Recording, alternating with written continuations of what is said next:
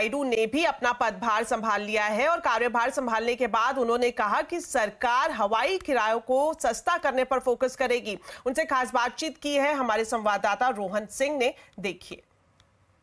बहुत ही यंग और डायनेमिक नेता है सर, ये बताइए कि आज आपने चार्ज लिया, क्या प्राथमिकताएं होने वाली हैं और 100 दिन का प्लान बनाएंगे, जो मोदी जी भी सारे डिपार्टमेंट को एक एंकरेज कर रहे हैं ये बनाने की। तो 100 दिन का प्लान बनाकर उसको इम्प्लीमेंट भी करेंगे और 100 दिन से लेकर 100 साल स्वतंत्रता तक, मतलब 2047 तक हम प्लान बनाकर किस तरह से ये सिविल एविएशन मिनिस्ट्री को आगे बढ़ाए।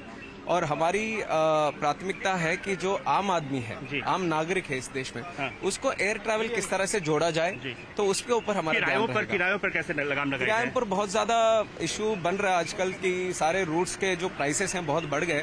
तो हम जो भी पॉलिसी मेकिंग हम जो बनाएंगे, नीति जो भी हमारी बनेगी, तो उसमें हमारी सोच जरूर उसके आम नागरिक पर होगी कि उसको और अफोर्डेबल बनाएं, उसको और नजदीक लेके आए एयर ट्रैवल को। तो एक ये मुद्दा जरूर हम दिमाग में लेकर चलकर पॉलिसी मेकिंग करेंगे। आपसे पहले सिंधिया जी ने तमाम राज्यों को लिखा था वैट कम करने के लिए, जो राज्य बच गए हैं उन पर भी काम होगा। तो इसके ऊपर जो भी ज्योतिरादित्य जी एक अच्छे मंत्री होने के नाते उन्होंने काफी काम किया है, तो उसको हम आगे बढ़ाएंगे और स्टेट्स का कॉपरेशन भी इसमें लेंगे और जरूर जिसके हिसाब से जो भी काम रहेगा उनको इंस्पिरेशन लेते हुए हम आगे बढ़ेंगे। Thank you.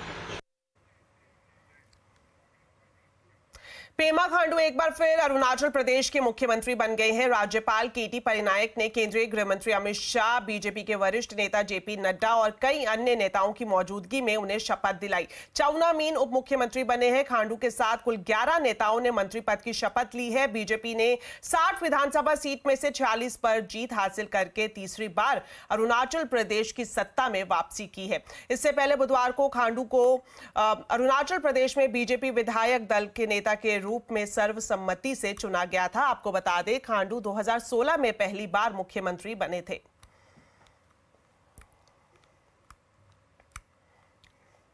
चलिए अब बात करते हैं बाजार की। आज निफ्टी एक्सपायरी के दिन सेंसेक्स निफ्टी की रिकॉर्ड क्लोजिंग हुई। सेंसेक्स ने इंट्राडे में 77,145 अंक को छुआ, तो वहीं निफ्टी ने इंट्राडे में 23,481 का रिकॉर्ड स्तर छुआ।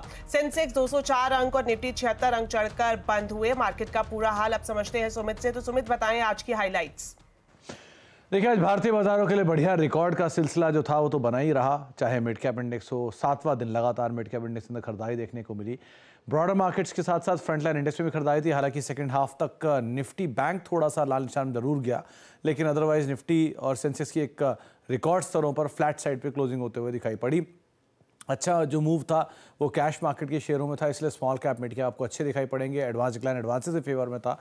कैश मार्केट के शेयरों में शुगर हुआ या फिर पेपर हुआ, जहां पर जोरदार खरीदारी थी। कैपिटल गुड्स में खरीदारी थी, ऑटो एंसिलरी में खरीदारी थी, रियल्टी में खरीदारी थी, पीएसयू में खरीदारी थी। कुछ ऐसे नाम थे जहां पर एक अच्छा अप मूव आते हुए दिखाई पड़े, लेकिन एक बढ़िया जो मूड माहौल है मार्केट्स में वो बना हुआ है और वो जारी भी है फिलहाल की तेजी में।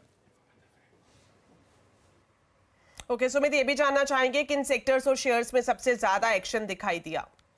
देखिए, सबसे पहला नाम तो आएगा श्रीराम फाइनेंस का। आज निफ्टी के टॉप गिनर में इसका नाम शुमार था। 1 लाख करोड़ की मार्केट कैप पार करी इस कंपनी ने पहली बार।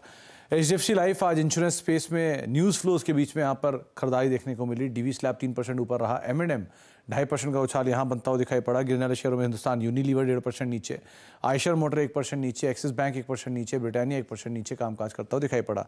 मिड कैप में गार्डन रीच लास्ट आवर में बढ़िया तेजी, 12-12.5% ऊपर। चीनी शेयरों से रेणुका 11-11.5% उछाल, उषा मार्टिन 10% ऊपर। एजिस लॉजिस्टिक्स करीब 9.5% का उछाल यहाँ देखने को मिला। गिरने वाले शेयरों में कैप्लिन पॉइंट नीचे रहा, आवास फाइनेंशियल नीचे रहा, डोम्स में 2.5% बिकवाली रही। कल तरु करीब 2% नीचे भी बंद होता हुआ दिखाई पड़ा। लेकिन रियल एस्टेट में खरीदारी थी तो शोभा 5% ऊपर, मैक्रोटेक 5% ऊपर, गोदरेज प्रॉपर्टी 4% ऊपर, प्रेस्टीज एस्टेट करीब 1.5% के आसपास की खरीदारी यहाँ पर भी बनते हुए दिखाई पड़ी। शुक्रिया सुमित इस पूरे मार्केट अपडेट के लिए। बढ़ते हैं आगे और बताते हैं आपको कि 22 जून को जीएसटी काउंसिल की बैठक होगी। बैठक का फोकस कारोबारियों की दिक्कतों को आसान बनाना और इन्वर्टेड ड्यूटी स्ट्रक्चर की समस्या को दूर करना हो सकता है। डिटेल्स लेते हैं आलोक प्रियदर्शी से। तो आलोक, ये बताएं कि तीसरे टर्म में ये पहली जीएसटी की बैठक होगी, क्या एजेंडा है इसका? बिल्कुल, देखिए लंबे इंतजार के बाद जीएसटी काउंसिल की बैठक की तारीख आ गई है। दिल्ली में 22 जून को यह बैठक होने वाली है। हालांकि इस बैठक में जीएसटी दरों में कोई बहुत बड़े बदलाव की उम्मीद नहीं है, लेकिन इस बैठक का पूरा फोकस कंप्लायंस को आसान बनाने के लिए रहेगा, ताकि जो कारोबारी हैं, जीएसटी ट्रेडर्स हैं, उनको ईज ऑफ डूइंग बिजनेस हासिल करने में आसानी हो। इसके अलावा कई सारे पेंडिंग इशू हैं, जिसमें खासतौर से इन्वर्टेड ड्यूटी स्ट्रक्चर की दिक्कत है, उसको दूर करने पर फोकस रहेगा। दरअसल अभी डीपीआईटी की तरफ से 14 आइटम्स की लिस्ट भेजी गई है, जिसमें खासतौर से अगर बात करें तो textile, agricultural goods, engineering goods और साथ ही साथ फर्टिलाइजर है। इन सेक्टर्स में इन्वर्टेड ड्यूटी स्ट्रक्चर की दिक्कत है, यानी कि इसमें जो रॉ मटेरियल है उस पर ज्यादा जीएसटी है, जबकि फिनिश्ड गुड पर कम जीएसटी। इसकी वजह से कारोबारियों का जीएसटी अटकता है, तो इस दिक्कत को दूर करने पर फिलहाल फोकस रहेगा। इसके अलावा जो बायर और सप्लायर के बीच इनपुट टैक्स क्रेडिट की दिक्कत होती है, उसको भी दूर करने पर बात होगी, क्योंकि अभी तक अगर कोई सप्लायर है वो अगर अपना जीएसटी पे नहीं करता तो बायर को इनपुट टैक्स क्रेडिट नहीं मिलता है। लिहाजा एक दिक्कत है, इस दिक्कत का भी समाधान करने पर इस जीएसटी काउंसिल में फैसला लिया जा सकता है।